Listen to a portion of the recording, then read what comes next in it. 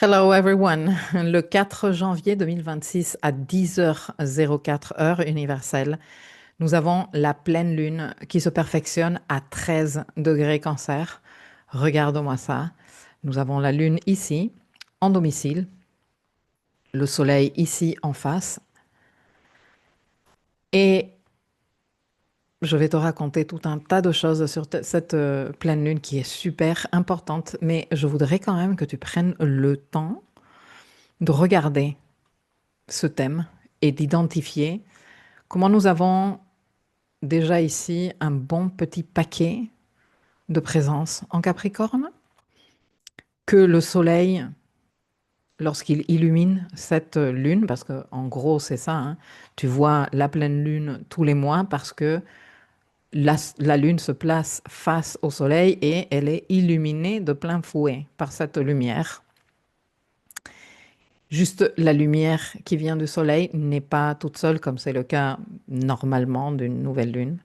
En Cancer, là, on a une triple conjonction qui commence à être très serrée parce que les conjonctions se perfectionnent dans les jours qui suivent. Le 6 janvier, Vénus et le Soleil vont faire conjonction et quelques jours après, ce sera le tour de Vénus et de Mars d'abord et ensuite du Soleil et de Mars. Donc voilà, il y a cette triple conjonction ici face à une lune en Cancer. Les degrés, peut-être, ils te sont familiers d'une certaine façon ou d'une autre. Si tu as suivi l'astrologie de l'année 2025, si tu ne l'as pas suivi, t'inquiète, je vais te donner les informations là tout de suite. Et c'est une lune qui est en large conjonction à Jupiter, mais elle est applicative, donc elle se considère, et en aspect à l'axe nodal également. Le Soleil est en sextile au nord, la Lune est en trigone, la Lune est en sextile au nord-sud, le Soleil est en trigone, mais enfin le Soleil et tout ce monde ici en trigone. Et en même temps, Jupiter est en train de faire un carré à Chiron, et il est toujours dans le trigone à Saturne, hein, même si large, mais ok, il est acceptable aussi. La première chose que je veux te dire, c'est que toute pleine lune est un moment de culmination, de révèlement, pardon, de révélation. Là, ce n'était pas un mot que j'ai voulu m'inventer exprès. De révélation et de discernement. OK? Je parle trop vite. Toute pleine lune met en lumière un processus qui s'est révélé sur une certaine quantité de mois, qui a été semé, qui a germé depuis, hein, qui a été semé lors de la nouvelle lune, qui a germé, qui a pris de la force pendant le premier quartier et qui, pendant la pleine lune, nous montre des résultats. Et ces résultats peuvent nous convenir ou pas, mais les voir avec clarté nous permet de dire, OK, il y a ça à ajuster, il y a ça à corriger, il y a ça à peaufiner. Et de manière générale, les résultats sont à assumer. Non, c'est pas que, ah non, j'aime pas les résultats et bon, c'est ce qu'on a tendance à faire, hein, pourquoi la vie m'en veut? Mais en réalité, quand on se sert du cycle lunaire avec maturité et responsabilité, même si on n'aime pas les résultats, mais justement, quand on n'aime pas les résultats, on se dit, OK, que puis-je faire par rapport à ça? Maintenant que je suis capable de le voir avec grande clarté, hein, une nuit de pleine lune, on voit très bien dehors, hein. C'est comme si on avait une grosse lampe dans le ciel. Donc voilà, c'est un peu le but d'avoir cette clarté et dire, OK. Et par rapport à ces résultats que je vois, qu'est-ce que je souhaite faire? Comment je vais comment dire, me positionner pour la suite? Hein, parce que on a tendance à penser que parce que la pleine lune est un point de culmination, eh bien c'est fini. Et on entend ça souvent. Il y a des astrologues qui disent c'est la fin. Mais non, c'est pas la fin. On est à mi-chemin du processus de ce cycle lunaire. Alors, comme tu sais, et si tu ne le sais pas, je te le dis, moi, je travaille avec le cycle métonique lunaire, qui va bien au-delà d'un écart de 7 jours entre une phase lunaire et l'autre, d'un écart de 15 jours entre la nouvelle lune et la pleine lune. On travaille avec des cycles de 36 mois, donc 3 ans. Mais cette pleine lune, elle est quand même particulière, et c'est ce que je voulais te dire, elle fait écho à la nouvelle lune en Cancer d'il y a 6 mois, qui d'ailleurs a inauguré officiellement le transit de Jupiter en Cancer. Et par degré, c'est ce que je te disais tout à l'heure, parce que regarde, elle se tient à 13 degrés Cancer, elle fait également écho à la conjonction que nous avons eue entre Vénus et Jupiter le 12 août 2025. Une conjonction qui s'est tenue à 14 degrés Cancer et que j'ai abordée assez en détail dans le contenu sur Jupiter en Cancer, dans le dossier sur Jupiter en Cancer. Donc voilà, la pleine lune qui se tient en opposition à une triple conjonction Vénus-Mars-Soleil qui ne se perfectionne pas encore, ceci est important. Et cette pleine lune qui nous livre aussi des résultats d'un processus démarré en juillet 2024. Juillet 2024, pourquoi? Parce que c'est là qu'a démarré le cycle. Le cycle a démarré, le cycle métonique duquel je te parlais tout à l'heure. Je te laisse les dates de tout le cycle, de toutes les étapes de ce cycle dans le dossier Live Mapping, dans la leçon qui correspond, hein, que tu trouveras ci-dessous par rapport à la vidéo. Bon, ce cycle a démarré le 5 juillet 2024 à 14 degrés Cancer. Et du coup, ici, on arrive à une étape de résultat.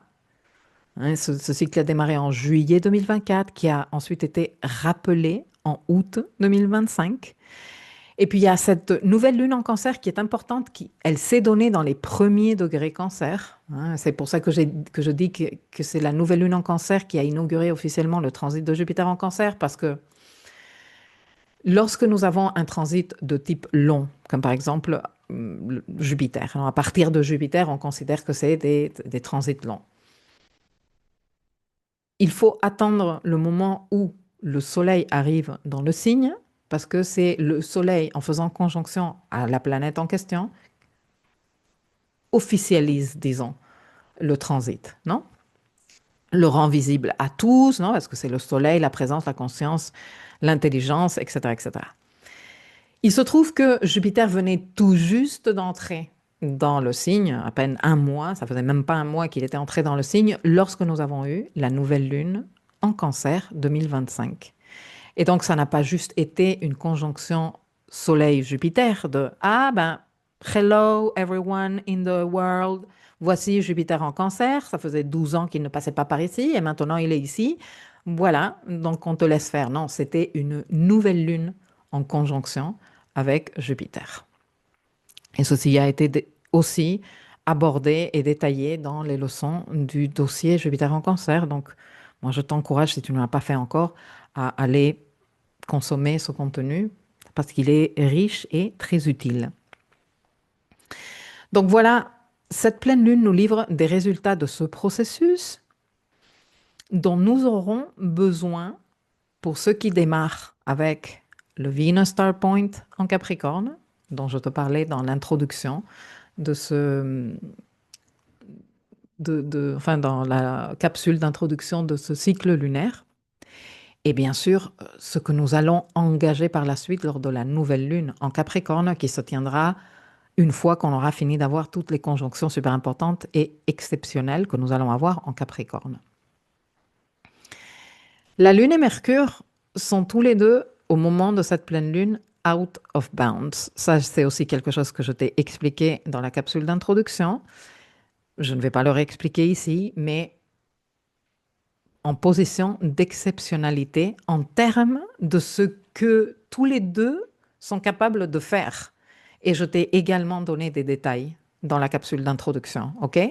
Donc, quelle est l'exceptionnalité dans la façon de faire de la Lune en Cancer, dans la façon d'agir, dans la façon d'exprimer cette énergie, et quelle est l'exceptionnalité dans la façon d'exprimer Mercure en Capricorne, parce que tout ça est à notre disposition dans cette lunaison. Et c'est D'ailleurs, c'est parmi les arguments dont je me suis servi pour donner l'intitulé à cette lunaison, mesurer ce qui peut soutenir l'engagement. J'aurais pu aussi appeler cette lunaison évaluer la solidité de nos fondations émotionnelles. Et pourquoi je te dis ça? Parce que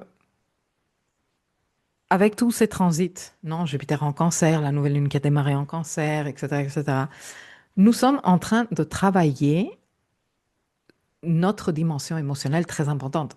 Mars a aussi démarré un cycle, nous sommes en plein cycle de métadieu Cancer pour Mars, non? Donc nous avons pas mal de choses qui sont en train de fonctionner dans des processus en cours, ongoing processes, dans le secteur Cancer et en lien avec l'archétype Cancer en ce moment. Et cette pleine lune ne fonctionne pas comme un accomplissement émotionnel nécessairement. J'ai plusieurs arguments pour te dire ça, mais laisse-moi terminer mon idée et après je reviens. Donc ce n'est pas un accomplissement émotionnel comme on pourrait l'entendre dans une autre pleine lune, Cancer, non? C'est plutôt un retour d'informations nécessaires dont on a besoin, ou nécessaire, hein, avant le nouveau cycle majeur qui démarre en Capricorne dans les jours qui suivent. Parce que 2 jours plus tard, nous avons la conjonction supérieure Vénus-Soleil, par exemple. Non?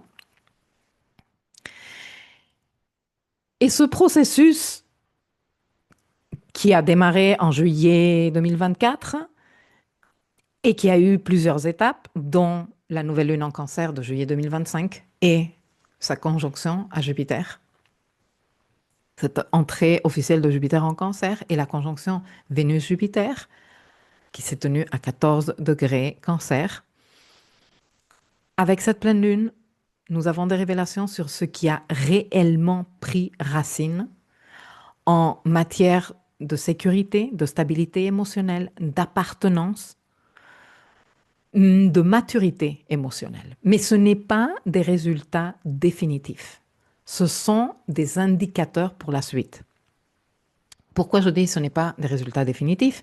Eh bien, parce qu'on est à la moitié du cycle lunaire, déjà de une, de deux, parce que Jupiter, il est rétrograde. Hein, il lui reste encore bien 3 mois de rétrogradation. Février, mars, non, pardon, 2 mois et quelques de rétrogradation. Et jusqu'à juin, la moitié de l'année civile, pour sortir de Cancer. On a encore du boulot devant nous par rapport à ce Jupiter rétrograde. Et ce que nous serons en mesure d'appliquer par la suite à partir de mi-mars, qui sera la date à laquelle il sera en train de reprendre son mouvement direct. Donc pour cette raison-là, pour le fait que dans cette opposition qui se tient à la Lune, les processus n'ont pas encore commencé, nous sommes dans le avant les conjonctions. Donc c'est un indicateur de solidité émotionnelle de comment je vais, avec tout ce que j'ai mis en place, à un niveau émotionnel. Non? Quand je te présentais le contenu de Jupiter en Cancer, et quand on parlait de la nouvelle lune en Cancer à l'époque, il y a 6 mois, je te disais, qu'est-ce que tu es en mesure de soutenir émotionnellement et donc humainement dans ce que tu veux accomplir? Le transit de Jupiter est toujours d'expansion et de croissance.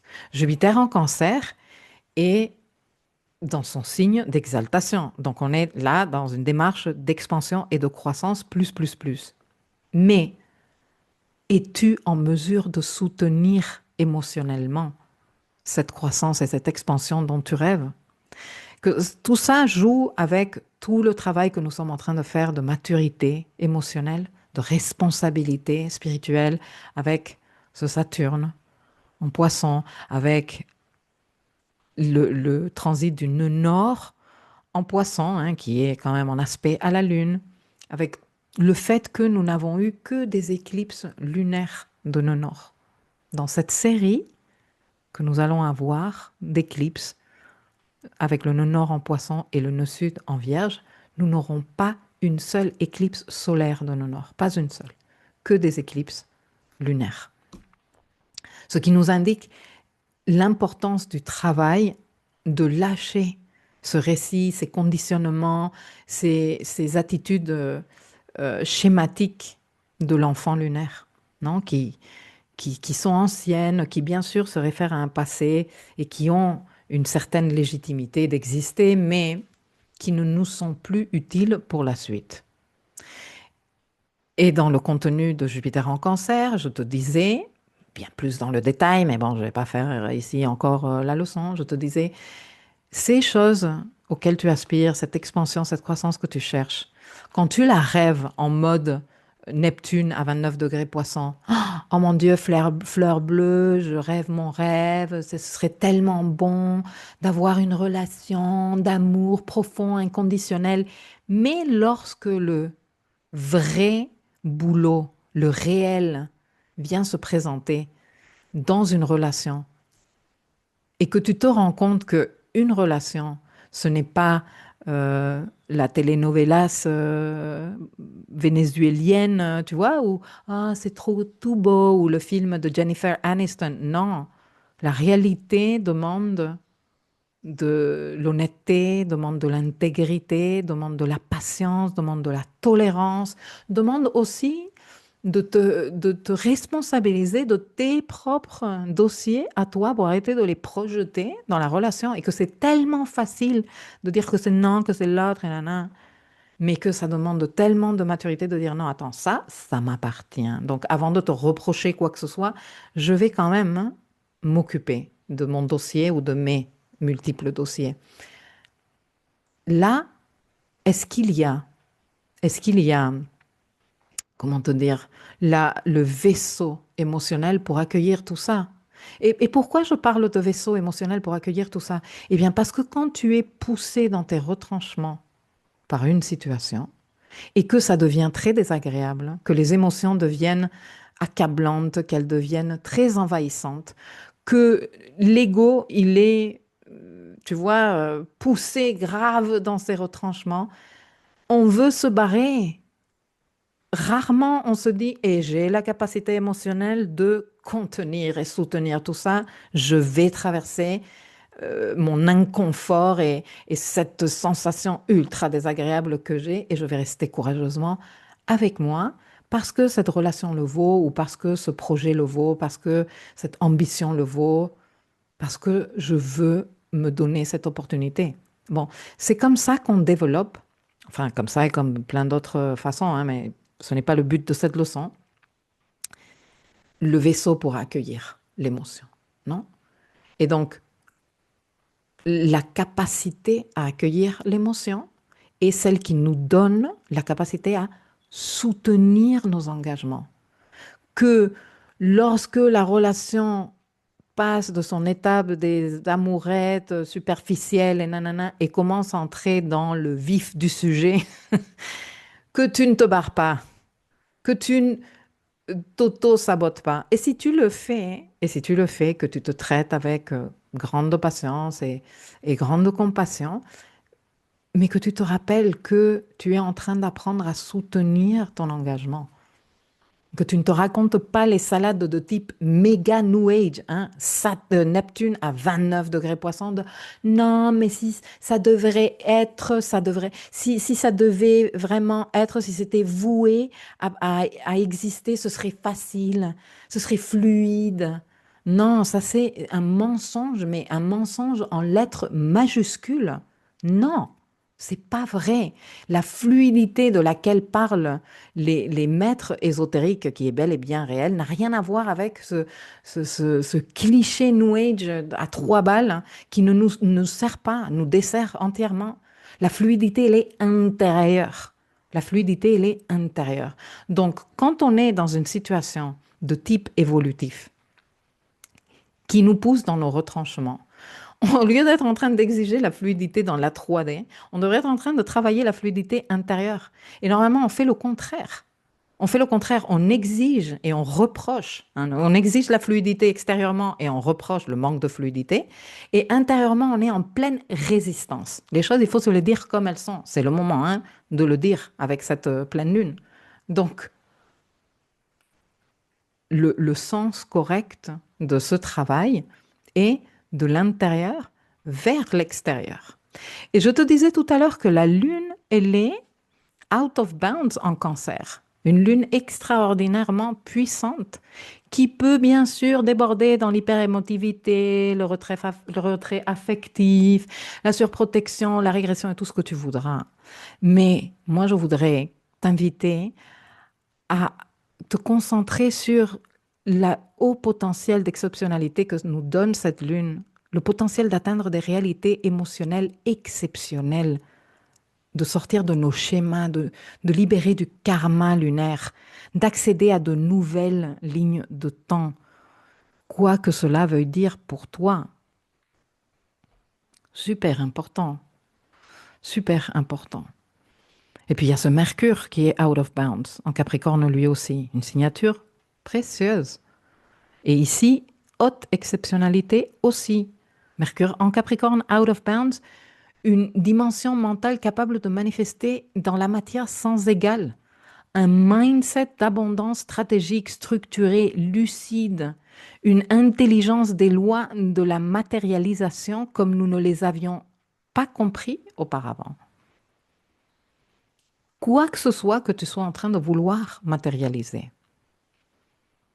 Et ce quoi que ce soit que tu sois en train de vouloir matérialiser va prendre beaucoup, beaucoup d'importance et de sérieux dans les 3, 2, 1 après cette pleine lune.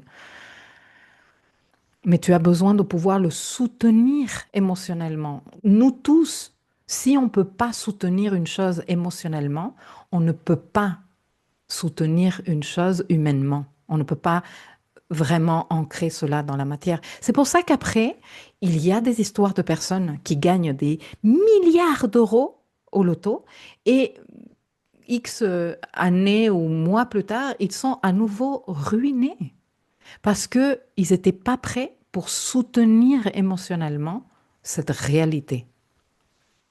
C'est une règle de manifestation, tout ça. Alors, bon, bah, cette pleine lune en cancer nous demande où en es-tu de ce travail? Est-ce que tu as grandi émotionnellement et où, comment, jusqu'où? Et où est-ce que tu continues à avoir room for improvement, comme on dit en anglais, de la place pour t'améliorer? Parce que il y a ce travail à faire. Pendant qu'on est dans tout ça, Jupiter, je te disais, il est dans son carré à Chiron, qui est un carré que nous avons également travaillé dans le contenu de Jupiter en cancer, et qui réactive cette tension entre la quête d'individualité, reprendre le leadership personnel, non, avec Chiron en bélier, et le besoin d'appartenance.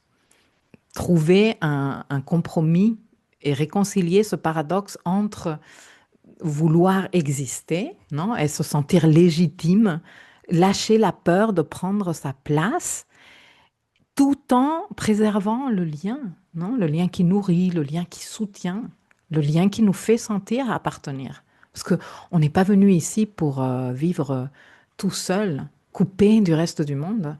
Ça, c'est de la folie. Humainement, ça n'existe pas. Donc voilà, cette pleine lune vient nous demander d'observer, non, ce que nous avons réussi à faire jusqu'ici, de, de mesurer la qualité réelle de nos fondations émotionnelles, de reconnaître s'il y a encore des sécurités illusoires, de mesurer notre capacité présente à porter plus de responsabilité émotionnelle, affective, à chaque cas d'adapter en fonction de la réalité qu'il traverse. Et avec cette information que nous livre cette pleine lune et ce que nous sommes capables de voir maintenant, tout ça sera déterminant pour ce que nous accepterons ou nous refuserons d'engager lors de la nouvelle lune en Capricorne.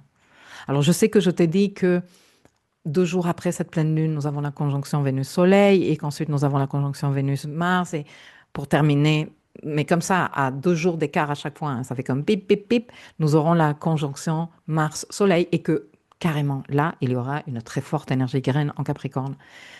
Mais l'implication, l'engagement émotionnel vient avec l'intention de nouvelle lune dans 15 jours. Qu'est-ce que nous serons en mesure d'accepter ou de refuser d'engager lors de cette nouvelle lune en Capricorne? Et si pour la raison que ce soit, tu n'as pas le choix, c'est-à-dire que tu me dis non, mais je ne peux, ce n'est pas une question que j'accepte ou que je refuse, c'est que je n'ai pas le choix. Mon seul choix est de contractualiser, par exemple, quelque chose de très sérieux et de très engageant qui me fait peur, parce que non, la responsabilité, lors de la nouvelle lune en Capricorne, alors cette pleine lune en Cancer te dit, mets en place les pratiques nécessaires pour être capable de soutenir émotionnellement tes engagements.